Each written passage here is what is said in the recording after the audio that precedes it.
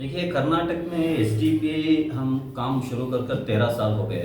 13 साल में हमने ग्राम पंचायती हो या लोकल बॉडीज हो या कॉरपोरेशंस हो, इसमें एक हद तक हम कामयाब होकर तकरीबन 300 से ज़्यादा इलेक्टेड रिप्रेजेंटेटिव्स कर्नाटक के दूसरे दूसरे डिस्ट्रिक्टों में हमें रिप्रेजेंट कर रहे हैं। तो पिछले 2 इलेक्शंस में भी हमने कंटेस्ट किया था। 2013 के इलेक्शन में बीएसपी के साथ अलायंस था हमारा, 24 सीटों में हमने चुनाव लड़ा था। नेक्स्ट 2014 में पार्लियामेंट इलेक्शन में जेडीएस के साथ हमारा अलायंस था। 2018 में हम सिंगल पार्टी हमें कंटेस्ट किए थे। तो इस बार हमारे पार्टी का ग्रोथ हुआ है।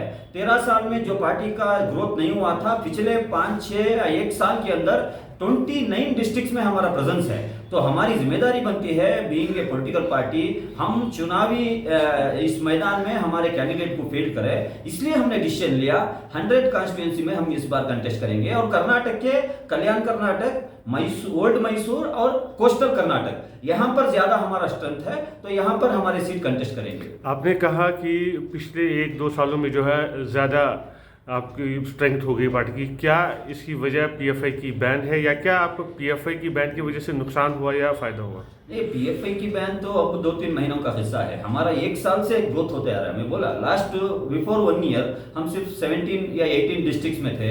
अभी 1 ईयर में हम 29 डिस्ट्रिक्ट को पहुंचे हैं। पीएफआई का हमारे लिए कोई एक फर्क नहीं पड़ता, क्योंकि पीएफआई एक ऑर्गेनाइजेशन थी, एक इश्यू बेस से हमें सपोर्ट करती थी और इश्यू बेस हमें भी उनको कुछ इश्यूज में सपोर्ट करते थे।